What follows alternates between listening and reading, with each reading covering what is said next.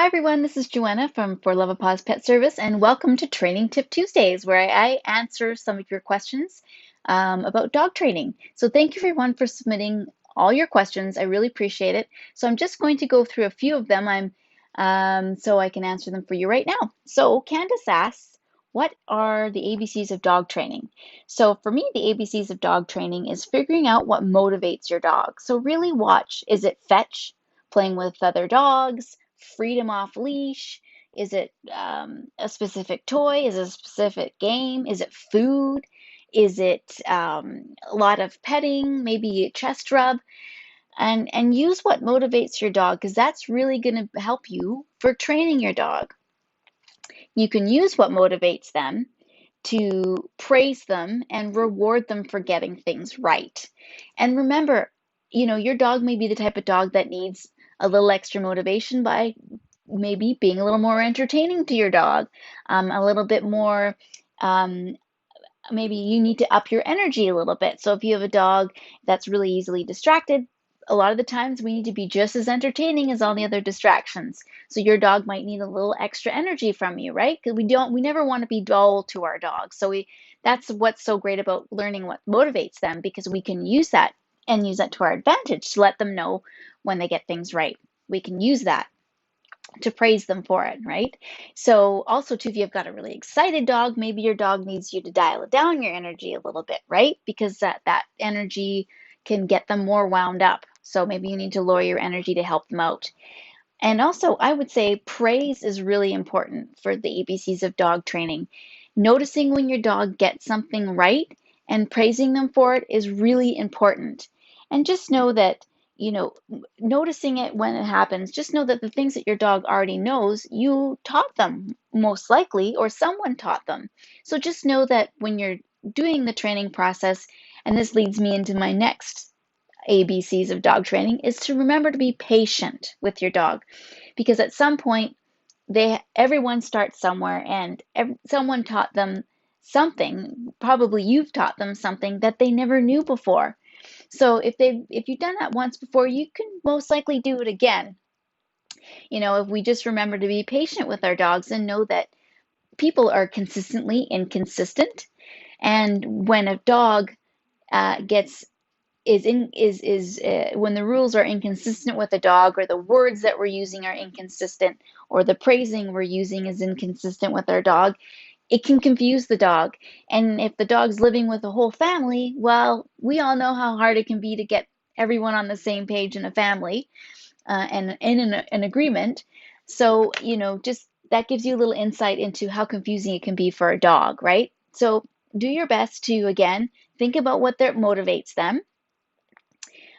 Make sure you're using praise by using what motivates them to let them know when they're getting it right. And remember to be patient. They need that consistency, and they need dogs learn by repetition. So just know that it takes time, because we need to repeat things for them in order for them to learn. So good question. The other question that was asked was, how do you get your dog to um, get over their fears in their home? So, which is a really tricky situation, and it's very complex. And to answer it in just a tip wouldn't justify what would need to happen in order to help your dog with these fears of being inside the house. So I would definitely reach out to a positive reinforcement force-free dog trainer for help. I'd be happy to help you with that. I'm here for you. I do private dog training as well as group classes as well. But I would say, um, to take for one tip that you could take away, is to just make sure that your dog isn't um, that you're taking things at your dog's pace. So really looking to know a little bit about uh, body languages of fear. You can definitely Google that. There's some really good videos online, and again, of course, seeking out a professional will just show you exactly what you need to learn instead of having to go down a YouTube rabbit hole. But basically, if you look up some really good posters by Dr. Sophia Yin, she's got some really good posters on the body language of fear, so that you can kind of learn when your dog is getting close, that more subtle body language, to when your dog's starting to feel fearful. And then that'll help teach you when your dog might be feeling, when you may be inadvertently making your dog feel more fearful about a situation, or where they might feel a little forced or pushed into a fearful situation. And that way you'll know to take it at your dog's pace. So um, basically, I would say take it at your dog's pace, know that it does take time, and again, seek out professional help for that. Another person asked about their dog being aggressive towards other dogs.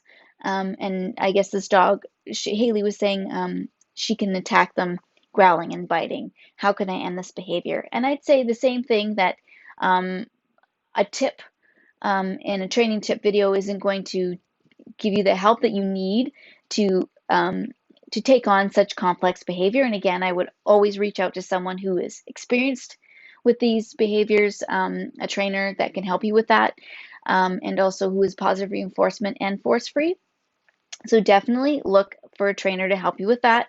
But I'd say just maybe one tip you could take away is maybe just um, look at maybe maybe taking a break from seeing other dogs, because again, we want to make sure at the moment, until you can get some help, we want to keep everyone safe and all the other dogs safe out there. So that's what I would recommend, is just maybe take a break, of just pause meeting other dogs and seek some professional help. And so for Serena asked, my dog is nervous around new people, and when people come to my house, she will constantly bark at them. So it's a lot like the dog that was fearful. I would say go back to that part of the video to just sort of um, know that if your dog is nervous, then we need to look at building up your dog's confidence in those situations. And again, seeking out a professional dog trainer that's force free um, will definitely be the way to go for this, and that'll actually get you along a lot faster than kind of just going through the motions and doing it yourself. Um, so I would definitely seek out some professional help for that. And there's definitely ways you can help with the barking, so that your dog can maybe um, not get so carried away with the barking when dogs are coming over. So in the meantime, I'd say again, just sort of be patient with your dog, and praise your dog for quiet behavior, right? So use something that motivates them. And when they are quiet, I would reward them for that, so that we can start seeing that more quiet behavior later on. But basically, that's the one tip I would give to you. But again, like I said, this is something that definitely needs to be addressed with a professional dog trainer. And I would seek out that help for you, because the tip just wouldn't get you, wouldn't justify dealing with such a complex situation, right? So also, Jason has the stinkiest of all questions. How do I get my dog to stop eating poop?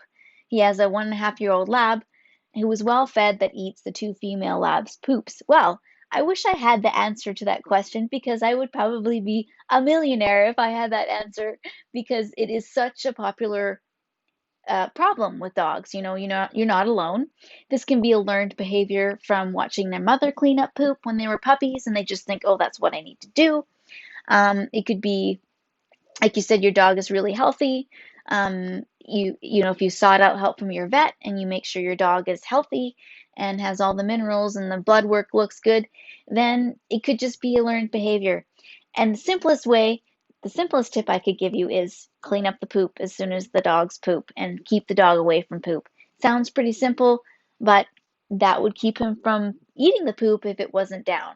Now that's tricky because you've got a few dogs there, so that's a lot of poop, right? But you could also look at some over-the-counter um, pills that, or not pills, but they're basically herbal medicine to help your dogs with this. I have heard dogs that have taken some of these herbal medications or supplements, pardon me, that have helped them. So go to your local pet store, and look that up maybe online to find out what over the counter herbal supplements can help your dog with this. There's definitely some on the market that have worked. And if they do work, please share it with us, so others know how they can help their dogs with this too, because it's a stinky problem. So let me know how that goes, Jason. And in the meantime, if you're interested in dog training, we have group classes. We have one starting right around the corner for puppies and for adult dogs to keep them to know how to be well mannered in the home and outside of the home as well. So that starts February 3rd. So let me know if you're interested in that. I will post the links below on how to register, and I'm also available for private training as well. And thank you so much for tuning into Training Tip Tuesday. And keep those questions coming, and I'll be happy to answer them for you. Until then, have a wonderful day and happy training.